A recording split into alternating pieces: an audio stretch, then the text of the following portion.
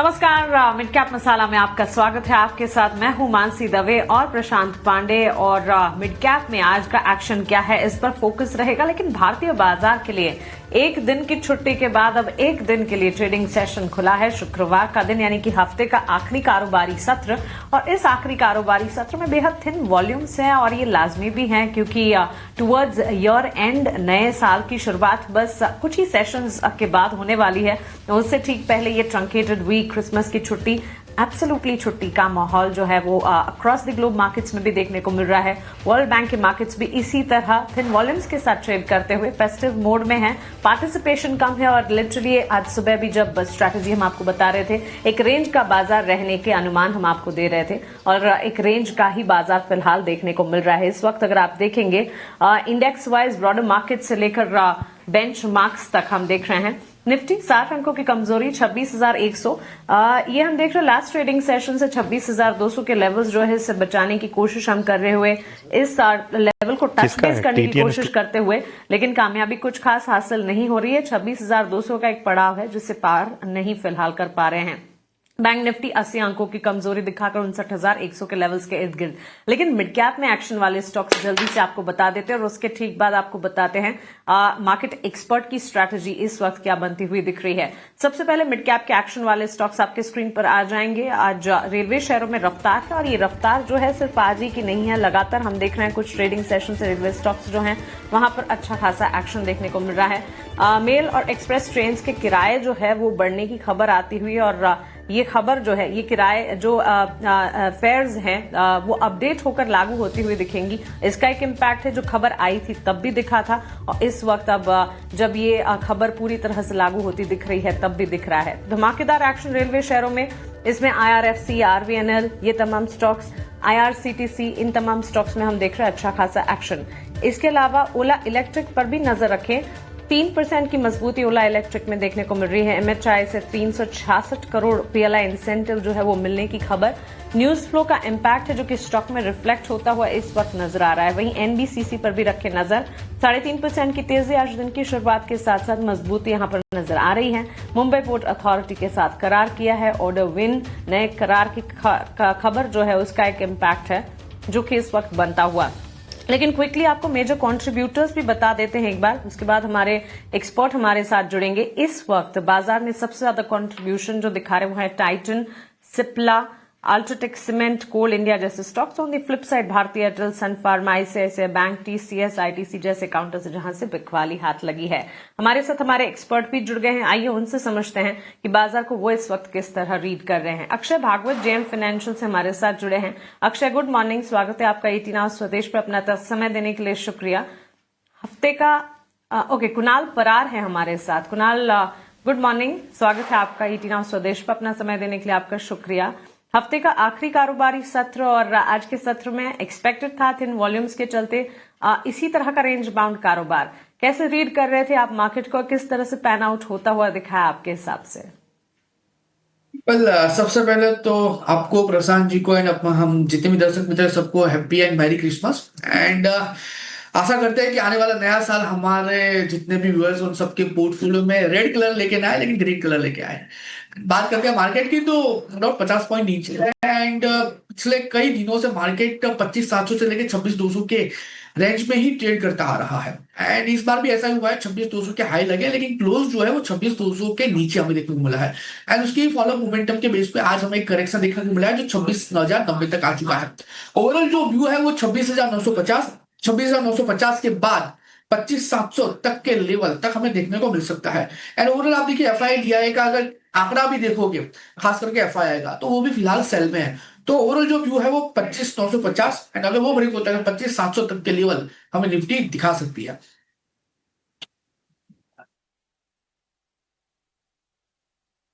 राय मिलती हुई खासतौर पे निफ्टी और अब बैंक का निफ्टी पे।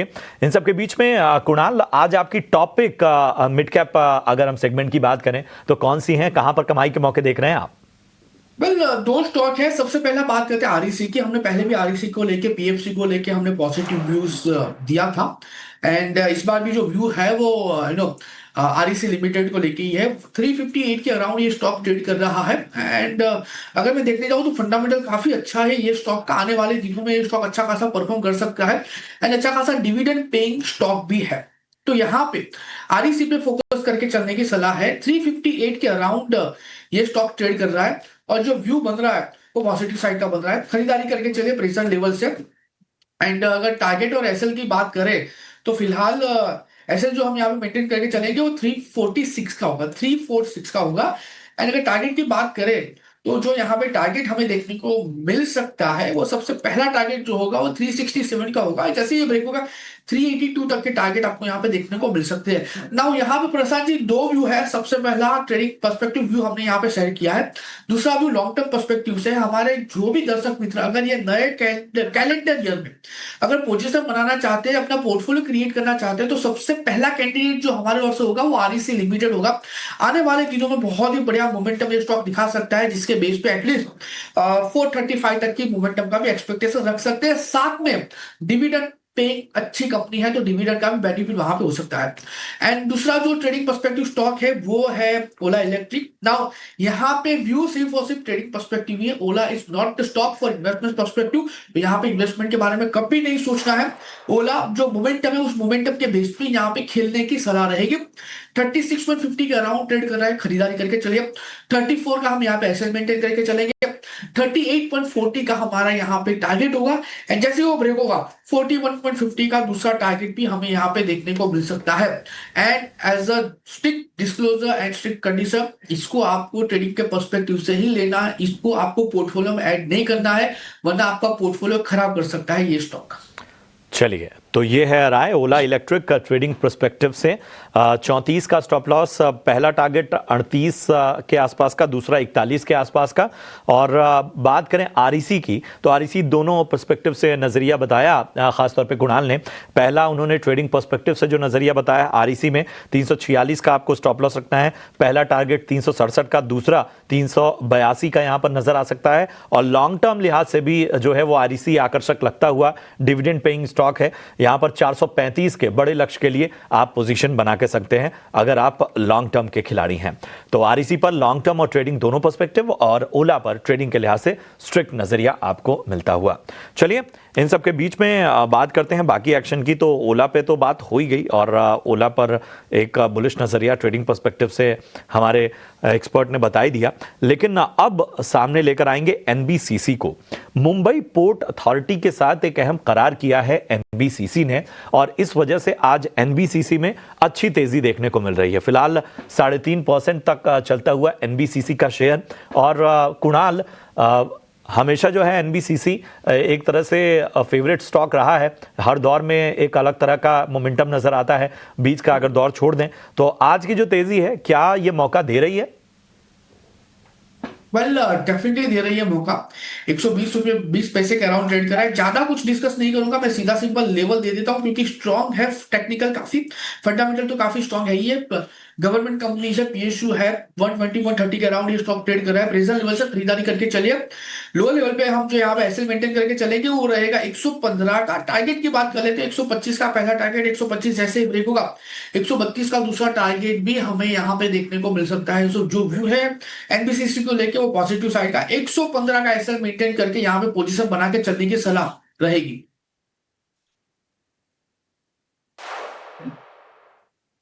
तो स्टॉप लॉस मेंटेन करते हुए पोजीशन को इंटैक्ट रखने की राय। करीब 4.25% की बढ़त और न्यूज फ्लो का इंपैक्ट है जो कि एनबीसीसी के स्टॉक प्राइस में इस वक्त रिफ्लेक्ट होता हुआ दिख रहा है। कंपनी ने करार किया है मुंबई पोर्ट अथॉरिटी के साथ, जिसके चलते हम देख रहे हैं न्यूज बैक्ड एक्शन, लेकिन टेक्निकल नजरिया भी यहाँ पर पॉजिटिव नजर आ रहा है। आइए अब आगे बढ़ते हैं और मिड कैप में तेजी वाले स्टॉक्स जो है उसकी लिस्ट आपके सामने रखते हैं। आरबीएनएल, वैसे तो रेलवे स्टॉक्स की अगर बात करें, ये जो किराए में बढ़ोतरी की खबर आई है उसका सीधा इंपैक्ट है जो कि लगभग सारे रेलवे स्टॉक्स में, लगातार इस पूरे हफ्ते हमने देखा है सारे रेलवे स्टॉक्स में अच्छी खासी मजबूती देखने को मिली है और वो तेजी आज भी कायम रही। On topping the charts RBNL के स्टॉक प्राइस में हम देख रहे हैं अच्छा एक्शन है। इसके अलावा भारत हेवी इलेक्ट्रिकल्स लिमिटेड का स्टॉक है जहां पर अच्छी मजबूती है। बजिंग कैंडिडेट ये भी। इरिडा के स्टॉक में अच्छी मजबूती और Cochin shipyard. In fact Kunal, defence और शिप बिल्डिंग पर आपसे एक टेक जरूर जानना चाहेंगे। अच्छी मजबूती देखने को मिली और शिप बिल्डिंग स्टॉक्स में एक समय था इसी साल के दौरान जब काफी अच्छा एक्शन था, garden reach shipbuilder, Mazagon dock जैसे स्टॉक्स में। उसके बाद गेंस फ्रिजल आउट होते हुए दिखे। वापस से ये स्टॉक जो है वो बढ़ने की कोशिश करते हुए आज के सत्र में Cochin shipyard, BDL, GRSC, BML में 2 से 3% की तेजी है। किन्होंने अगर एग्जिस्टिंग पोजीशन बनाकर रखी है, इस तेजी को प्ले आउट करना चाहिए या फिर बरकरार रखना चाहिए अपनी पोजीशंस को? जिन लोगों ने ऑलरेडी पोजीशन बना के रखी है, जैसे जीआरएससी हो गया, एससीआई हो गया, या तो दूसरे काउंटर हो गए जहां पे एक अच्छी खासी मोमेंटम आज के दिन में हमें देखने को मिल रही है। व्यू डेफिनेटली यहाँ पे पॉजिटिव साइड का बन रहा है। आज के दिन में बहुत ही बढ़िया मोमेंटम, 2-2.5% की मोमेंटम हमें स्टॉक में देखने को मिल रही है। कोचिन शिपयार्ड मस्डॉक की बात करें तो वो भी 2 से 2.5% ऊपर है। कोचिन शिपयार्ड 1690 के अराउंड चल रहा है, मस्डॉक चल रहा है 2625 के अराउंड। मैं कहूंगा कि ये जितने भी रिलेटेड स्टॉक है, अगर पोजीशन आपने बना के रखी है तो यहाँ पे होल्ड करके चलने की सलाह रहेगी। अगर नहीं बनाई है तो मैं कहूंगा कि this would be the perfect time जहां पे आपको पोजीशन बना के चलने की सलाह डिफेंस काउंटर डिफेंस स्टॉक में रहेगी। वन बाय वन करके 3 स्टॉक की बात कर लेते, लेवल बात कर लेते, ज्यादा डिस्कशन करने से अच्छा है। मसगांव डॉक 2625 के अराउंड चल रहा है। प्रेशर लेवल पे यहाँ पे पोजीशन बना के चलने की सलाह रहेगी। लोअर लेवल पे 2500 का एक एसेट मेंटेन कर सकते हैं। टारगेट की बात कर लेते हैं, 2860 से लेके ऊपरी लेवल पे 3050 तक के टारगेट मसगांव डॉक में देखने को मिल सकते हैं। कोचिन शिपयार्ड की बात करें तो कोचिन शिपयार्ड फिलहाल जिस लेवल पे ट्रेड कर रहा है और जो व्यू बन रहा है कोचिन शिपयार्ड, वहां पे भी पॉजिटिव साइड का है। फिलहाल स्टॉक 1685 के अराउंड है, यहाँ पे भी पोजीशन बना के चलने की सलाह रहेगी। लोअर लेवल पे 1560 का एक एसेट मेंटेन कर सकते हैं। 1800 का पहला टारगेट है, जैसे ये ब्रेक होता है 1970 का भी टारगेट देखने को मिल सकता है। और last shipping corporation of India, यहाँ पे भी पोजीशन बना के चलने की सलाह रहेगी। फिलहाल जो स्टॉक है वो 225 के अराउंड ट्रेड कर रहा है, पोजीशन बना के चलिए। लोअर लेवल पे जो एसेट मेंटेन करके चलेंगे 210 का होगा। टारगेट की बात करें तो 235 का पहला टारगेट, जैसे ये ब्रेक होता है 251 का दूसरा टारगेट भी हमें देखने को मिल सकता है।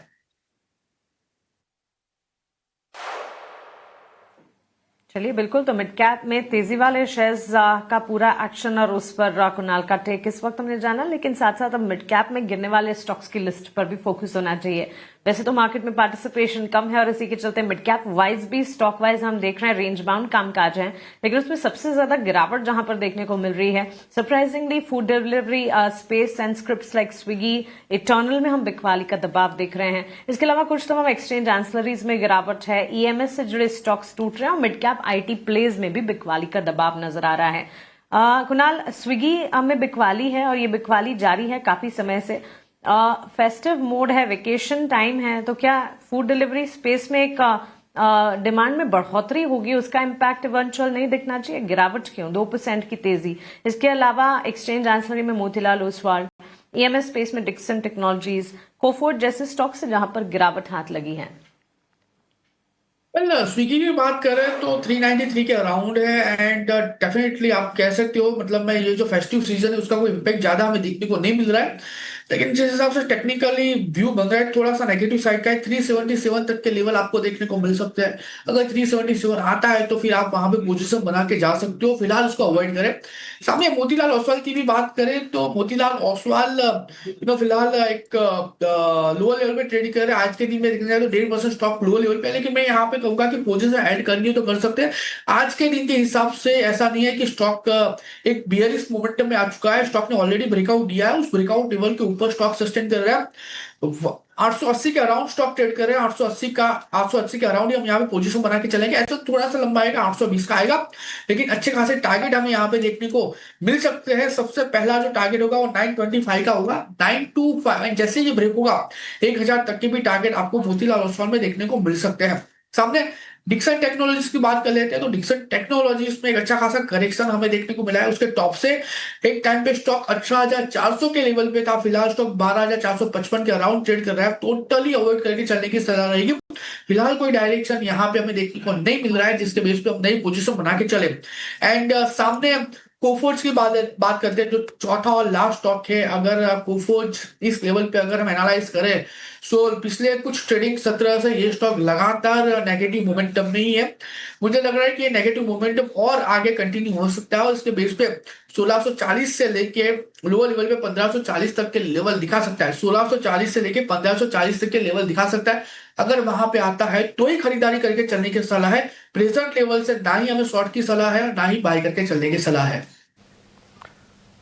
चलिए, तो ये है राय आपको मिलती हुई कोफोर्ज पे। बढ़ते हैं आगे और अब आपके लिए लेकर आते हैं ऑप्शंस के चैंपियन।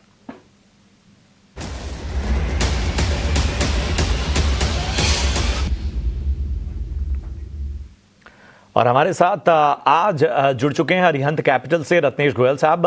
रत्नेश जी गुड मॉर्निंग, प्रशांत बात कर रहा हूं। बताइए आज ऑप्शन की रणनीति आपकी तरफ से क्या होगी? Good morning Prashant ji, good morning सभी दर्शकों नमस्कार। मुझे ऐसा लगता है कि रेलवे स्टॉक का मोमेंटम में थोड़ा सा और बना रह सकता है अभी भी। इसमें टीटागढ़ में एक फ्रेश ब्रेकआउट यहाँ पे अच्छा मोमेंटम दिखाई दे रहा है। 905 माफ कीजिएगा 920 रुपए का कॉल लेने की सलाह रहेगी। 20 रुपए का स्टॉप लॉस, 20 रुपए के आसपास में स्टॉप लॉस जो बनेगा 13 रुपए का। टारगेट बन सकता है 35 रुपए का। तो जो लॉस उसमें हो सकता है 5075 का, जो प्रॉफिट हो सकता है 10,875 का। तो टीटागढ़ रेल, जी हाँ, रत्नेश जी की राय में शुक्रिया करेंगे रत्नेश जी आपका इस अहम रणनीति के लिए। टीटागढ़ रेल 920 की कॉल आपको खरीदनी है 20 रुपए के प्रीमियम पे, लक्ष्य 35 का, स्टॉप लॉस 13 रुपए का। अधिकतम जो मुनाफा है स्टॉक में वो आपको हो सकता है 10,875 का और नुकसान जो है वो यहां पर 5,075 तक के हो सकते हैं। सेबी का स्टैंडर्ड रिस्क डिस्क्लोजर भी आपके लिए लेकर आते हैं जो बताता है कि फ्यूचर और ऑप्शन ट्रेडिंग में जोखिम बहुत है, रिस्क बहुत है, इसलिए सोच समझ कर ट्रेडिंग इनिशिएट करें और अपने वित्तीय सलाहकार की मदद जरूर लें। चलिए, तो ये राय रत्नेश जी की और तमाम अहम बातें आपको हमने आपके सामने रखी। चलिए कुछ और स्टॉक्स पर भी फोकस करते हैं और आज हम साफ तौर पर देख रहे हैं कि जो डिफेंस और शिप बिल्डिंग शेयर हैं वहां पर तो एक्शन देखने को मिल ही रहा है। इसके अलावा जो है वो बहुत सारा एक्शन हमें खासतौर पे दबाव वाले शेयरों पर भी देखने को मिल रहा है। लेकिन इन सब के बीच में अगर हम मार्केट के हीट मैप को अपने सामने लेकर आए तो यहां पर देखेंगे कि आप दिग्गजों में आज एक अलग एक्शन है। अडानी एंटरप्राइजेस जरा सामने लेकर आइए और इसके साथ ही कोल इंडिया का भी शेयर हम सामने लेकर आएंगे। अडानी एंटरप्राइजेस, कोल इंडिया, ये दोनों ही स्टॉक आज अच्छे चलते हुए। कोल इंडिया में तो लगातार न्यूज फ्लो की वजह से एक एक्शन देखने को मिल रहा है। और बताएं कुणाल, इन दोनों स्टॉक्स में से आपका पसंदीदा स्टॉक कौन सा है, अडानी एंटरप्राइजेस, कोल इंडिया? दोनों स्टॉक की बात कर लेते हैं बारी बारी से। सबसे पहले अडानी एंटरप्राइज की बात करते हैं। स्टॉक 2240 के अराउंड ट्रेड कर रहा है। कोई खास मोमेंटम प्रशांत जी यहाँ पे देखने को नहीं मिल रहा और ट्रेडिंग के लिहाज से तो बिल्कुल कोई खास पोजीशन नहीं बन रही है। लेकिन मैं इतना जरूर कहूंगा कि अगर व्यूअर्स के पास या तो कोई इन्वेस्टर्स के पास ज्यादा टाइम है जो एटलीस्ट 5-6 महीना रुक सकता है स्टॉक में इन्वेस्टमेंट करने के बाद, तो मैं कहूंगा कि अडानी एंटरप्राइज में इन्वेस्टमेंट करके चलना चाहिए। लो लेवल पे 2160 का यहाँ पे ऐसे मेंटेन करके चलेंगे। मैं अगेन रिपीट करता हूँ, एक आध महीने में कोई खास मोमेंटम नहीं मिलेगी, थोड़ा सा वेट करना पड़ेगा। 2160 का हम यहाँ पे ऐसे मेंटेन करके चलेंगे। टारगेट की बात करते हैं तो एटलीस्ट 2400 से लेकर 2500 तक की मोमेंटम हमें अडानी एंटरप्राइज में देखने को मिल सकती है। तो यस, अडानी एंटरप्राइज के लिए थम्स अप है। सामने कोल इंडिया की बात करें तो एक अच्छी खासी मोमेंटम कोल इंडिया में देखने को मिल चुकी है। लेकिन अगर आज के टाइम पे अगर ट्रेडिंग या तो इन्वेस्टमेंट की बात करें, टोटली अवॉइड करके चलने की सलाह रहेगी स्टॉक में, क्योंकि लास्ट ट्रेडिंग सेशन में shooting star candlesticks formation stock ने बनाई है। सो यहाँ पे मैं इतना जरूर कहूंगा कि अगर स्टॉक 401 के नीचे आता है, 401 के नीचे आता है, तो वहां पे आप शॉर्ट पोजीशन बना के जा सकते हो। 413 के एसएल के साथ यहाँ पे नए लॉन्ग बनाने की सलाह बिल्कुल नहीं रहेगी।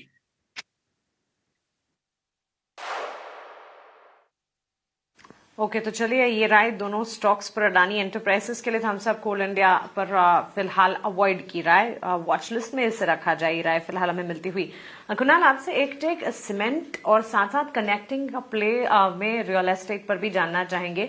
अब यहां से खबरों की अगर माने तो नए साल की शुरुआत में ही सीमेंट प्राइसेस में इजाफा होने की खबरें आ रही हैं और उसका एक इम्पैक्ट दिख सकता है सीमेंट स्टॉक्स में and eventual impact real estate में। आज के सत्र में मिड कैप प्लेज में जहां पर मजबूती है उसमें कुछ तमाम रियल एस्टेट काउंटर्स हैं, जैसे कि प्रेस्टीज एस्टेट में आज बढ़त के साथ कामकाज देखने को मिल रहा है। इसके अलावा भी रियल एस्टेट पॉकेट है जो कि परफॉर्म करने की कोशिश जरूर कर रहा है। मॉनसून का खत्म होना, वापस से कंस्ट्रक्शन एक्टिविटीज का खुलना, ये दोनों ही सीमेंट एंड रियल एस्टेट के लिए फायदेमंद होगा। आप कोई पर्टिकुलर स्क्रिप्ट वॉच आउट कर रहे हैं इन सेक्टर्स से? वेल, ओवरऑल सीमेंट सेक्टर की बात करें तो दो न्यूज है। सबसे पहला अदानी ग्रुप को लेके कि जितने भी सब्सिडरीज सीमेंट कंपनी वो अंबुजा में मर्ज हो जाएगी।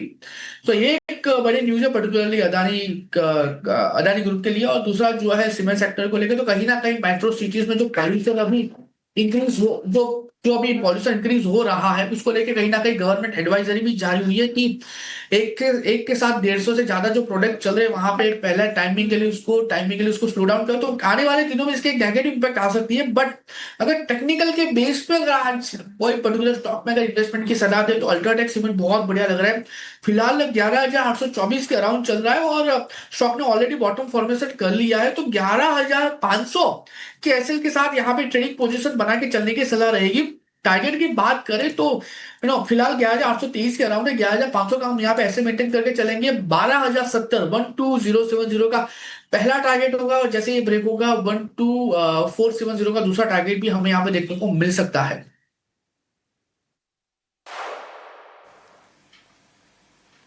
एब्सोल्युटली कुणाल, बहुत शुक्रिया आपका हमारे साथ जुड़ने के लिए, सवालों के जवाब देने के लिए और मार्केट पर साथ ही मिड कैप वाइज आपके स्टॉक स्पेसिफिक रिकमेंडेशंस हमारे साथ शेयर करने के लिए। Thank you so much. Have a nice day and a great weekend to you.